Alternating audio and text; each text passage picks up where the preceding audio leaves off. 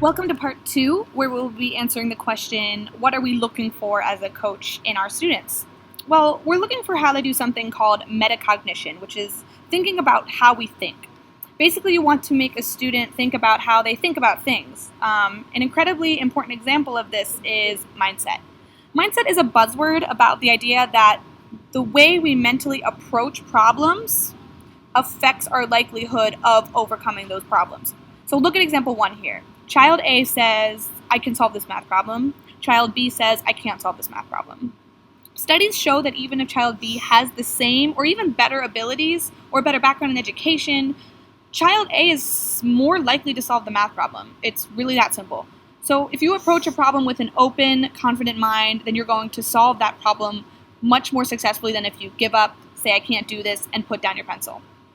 So if your student feels that they are inferior in a subject, if they say, I'm really not good at math, writing, science, or whatever, we need to attack that mindset first, because before you even pick up the pencil to start solving a problem with them, you need to talk to them about a need to change that mental dialogue, change the mindset, and you need to ask, how can we prove it wrong? Metacognition also continues academically, particularly with learning styles. Some students have never thought about, how do I learn? How do I typically solve or approach a problem?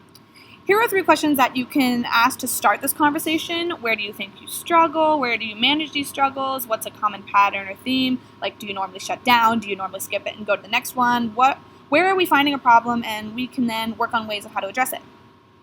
And another way to get a student to think about how they learn is to create a conversation using some of these already established tests of learning styles. So, for example, Myers-Briggs touches on personality types, but it also touches on how someone learns and approaches life problems. On the more academic side, there is also something called Kolb's Learning Styles Inventory, which focuses on visual versus auditory versus tactile learning preferences. We have links below for you to get these. They're both great ways to start a conversation in a first or second session, to learn more about your student and to get them to talk about themselves and hopefully to get them to learn more about themselves, because you're bringing up these topics and then asking provoking questions. The long-term goal is to discover where a student's strengths are, what are some strategies that they are relying on that they prefer to use when they are attacking a problem or an assignment, and then your job is to open them up to new strategies. Yes, you want them to use the tactics that they're strong in, and those are certainly good for solving a tough problem, but there are always other ways to solve a problem, and the coach is trying to introduce and develop those new, novel strategies for the student to have in their toolkits. For example, in study skills, if a student always highlights their notes, try to have them rewrite their notes instead. If they always use a calculator, try to have them write them out, etc. Emotionally, metacognition is important as well. TLC focuses on getting students to think about how they handle the emotions, the stress, and problems that affect their academic lives. We have 3 questions here, but they're all twofold. You have questions about what upsets you, how you handle it, why it upsets you. But then the other side is, what upsets other people, strangers, friends, family, teachers, classmates? Why does that upset them? How do the other people cope with it? How does your mom cope with it, a teacher cope with it, your best friend cope with something?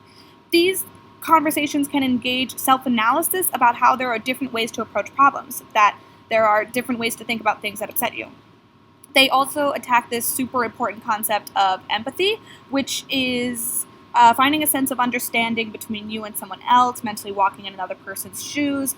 And this can be brought to mind by asking thought-provoking questions. So here's a long scenario in the example below about posing empathetic questions in a conflict between 2 friends. And this is for you to pause and read just as you wish right now. So another really important thing about EQ, or emotional intelligence, is something called prosocial behaviors. Here's a list of a couple of them: greeting someone when they come in the room, listening to someone when they're talking to you with eye contact, asking relevant questions to show that you're listening, complimenting them when they've done something well. These are all proven to be linked to success when used with both peers and authority figures. So you as a coach aren't going to be teaching them how to greet or ask questions per se, but you can incorporate these ideas into an academic text or a discussion when talking about empathy or when you're reading or writing something. The idea is just to increase the salience or importance of these behaviors in their minds and therefore increase their motivation to use them. So in a nutshell, you're looking for the metacognition capabilities of your student. You need to have them thinking about how they think, how they learn, how they feel about their emotions. A great coach tries to figure out how their student thinks, learns, and feels, but a really great coach helps the student think about how they think, learn, and feel. So keep that in mind. For now, let's go to part 3 for the next session.